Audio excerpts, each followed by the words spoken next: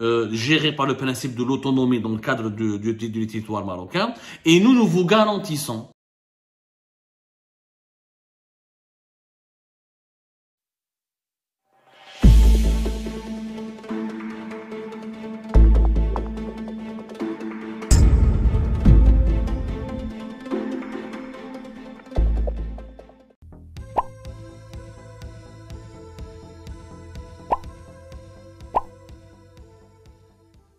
que la Russie se retirait de sa position antérieure et souhaite-t-il se rapprocher de l'Algérie en raison de son leadership régional.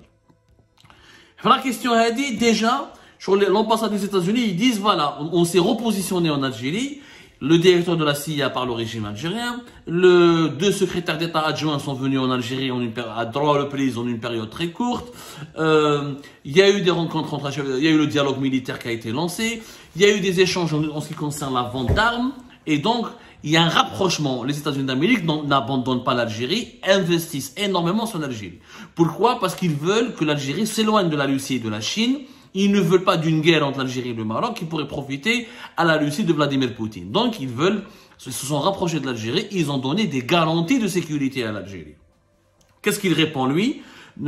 Joshua Harris, le secrétaire d'État adjoint américain, il répond « Nous prenons de nombreuses mesures ensemble pour élargir les conversations entre l'Algérie et les États-Unis.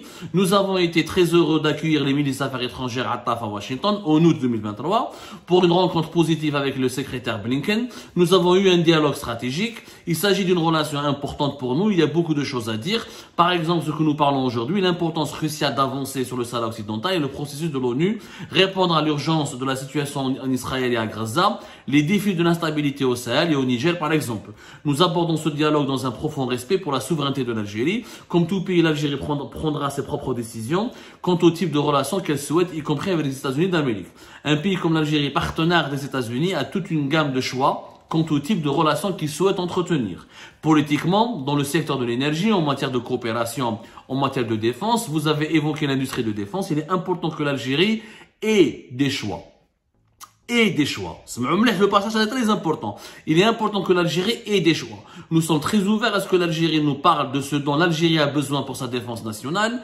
Nous sommes tout à fait disposés à avoir une conversation entre nos militaires. Si l'industrie américaine pouvait faire partie de la réponse permettant de garantir que l'Algérie dispose de ce dont elle a besoin pour se défendre, nous souhaitons bien sûr participer à cette conversation. C'est la première fois que nous avons un haut responsable américain qui parle ouvertement d'une possibilité à ce que les États-Unis d'Amérique donnent des armes ou vendent des armes à l'Algérie. Pourquoi ce passage est important? Parce que les États-Unis ont toujours soutenu militairement le Maroc. Ils ont même donné des armes gratuitement au Maroc en 2022 et en 2023. Et c'était un message clair d'ailleurs pour le régime algérien. Vous vous rapprochez de Poutine, nous soutiendrons le Maroc, votre adversaire, pour vous affaiblir. Attention à ce que vous faites. Là, ça a changé. Les Américains ont vu que les Algériens sont venus vers eux, ont vu que les Algériens commencent à prendre leur distance, à observer une position plus ou moins neutre par rapport à la Russie et à la Chine. Ils ont dit, alors nous, on est prêts à vous donner des armes. C'est pas vrai. On va pas privilégier uniquement le Maroc. On est prêt à vous vendre des armes. On est prêt à vous aider à vous défendre. Contre quoi? L'Algérie, c'est quoi ses menaces premières? Sa menace première, c'est ce qui se passe au Sahel, et ce qui se passe à sa frontière avec le Maroc, et ce qui se passe avec ses frontières avec la Libye. Donc, les États-Unis d'Amérique, là, formulent clairement une offre de protection pour l'Algérie. Nous sommes prêts à vous aider, à vous protéger. Ne vous inquiétez pas. Il n'y aura pas de problème personne ne touchera à la sécurité nationale de la part de l'Algérie, et les États-Unis d'Amérique s'opposeront plutôt à toute force, à toute entité qui menacera la sécurité nationale de l'Algérie. Et l'Algérie ait des choix. C'est important que l'Algérie ait des choix. Ça veut dire que les États-Unis d'Amérique aimeraient que l'Algérie n'achète pas que des armes auprès de la Russie. Qu'elle puisse acheter des armes auprès d'un pays occidental, d'une puissance occidentale, y compris même auprès des États-Unis d'Amérique. D'ailleurs, lors de la séance, parce que qu'est-ce que c'est que le dialogue militaire? Le dialogue militaire, c'est un forum qui regroupe des dirigeants militaires algériens et des dirigeants militaires américains. Il a eu lieu entre le 6 et le 6 et le 8 jusqu'au 9 décembre dernier, à Washington. Et juste après, au même moment, pendant ce dialogue militaire américain, Joshua Harris est venu à Alger. Et donc il dit que voilà, il y a un dialogue militaire, il y a eu les industriels américains ont été représentés, ils sont prêts à vendre des armes à l'Algérie. Donc ça veut dire que l'Algérie se trouvera à Washington de l'aide et du secours et des moyens de protection pour améliorer sa défense nationale et sa sécurité nationale. C'est une offre américaine. Le message, il est clair. Le deal, il y a un deal américain qui se dessine. Vous faites des compromis sur le dossier du Sahara occidental. Faites des concessions. Acceptez le fait que le Sahara occidental soit géré par le principe de l'autonomie dans le cadre du territoire marocain. Et nous vous garantissons que jamais le Maroc, ni ses alliés, ni son allié l'Israël, ni les Émirats arabes unis, ni aucun autre pays dans la région ne pourrait comploter ou n'oserait vous agresser. C'est ça le deal américain. L'Amérique se présente comme elle s'engage à protéger la sécurité nationale de l'Algérie en échange d'une amélioration et d'une pacification, d'une pacification des relations avec le Maroc et d'un règlement à l'amiable du conflit au Sahara occidental. C'est une offre américaine qui est très intéressante et qui répond aux préoccupations des décideurs algériens. Parce que là, trop le Maroc me menace, etc. Et le Maroc est toujours soutenu par les pays occidentaux, par les États-Unis, mais on est prêt à vous vendre des armes. On est prêt à vous soutenir. On est prêt à coopérer militairement avec vous. Il n'y a pas de problème. On est prêt à vous aider, on est prêt à vous soutenir. Et d'ailleurs, la dernière question de cette interview, comment voyez-vous l'avenir des relations américano-algériennes?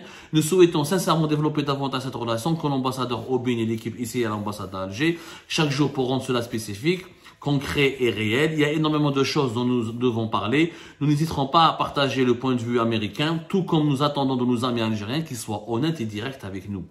Je vous le dernier mot de cette interview.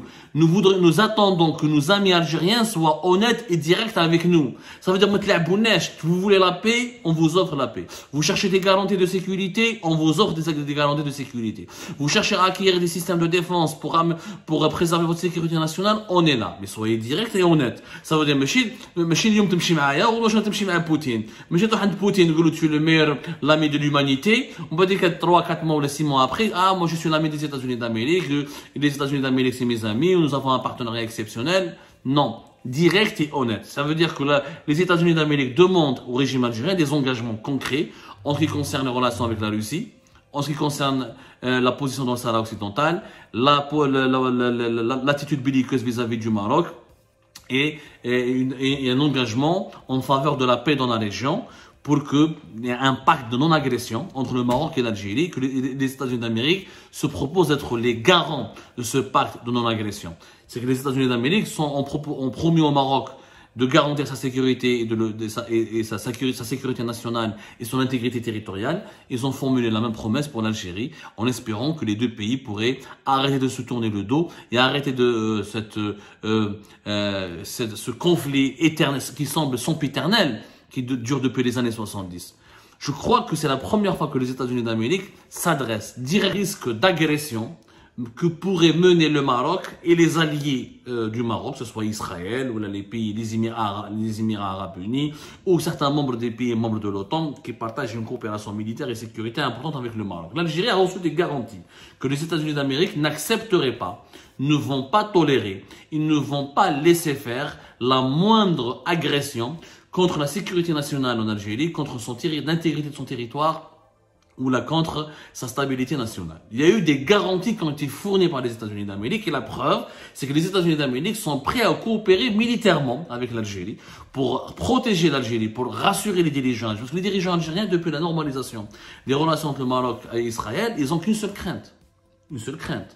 C'est que qu'Israël puisse armer le Maroc pour attaquer l'Algérie. Et que l'Israël puisse attaquer ou s'en prendre à l'Algérie en utilisant le Maroc. Et que des pays membres de l'OTAN, comme l'Espagne, comme la Grande-Bretagne, ou comme d'autres pays qui partagent, qui sont affiliés au camp occidental, comme le Maroc, parce que le Maroc est présenté comme étant un pays qui, dans le camp, un État qui adhère au camp occidental, le camp des États-Unis d'Amérique et des Occidentaux, l'Algérie a peur d'être encerclée et d'être menacée, agressée par cette alliance militaire qui s'est mise en place entre Tel Aviv, Rabat et Abu Dhabi avec le soutien des États-Unis d'Amérique et des pays, des puissances de l'OTAN. Donc, c'est pour ça que l'Algérie s'est rapprochée de la Russie et de la Chine.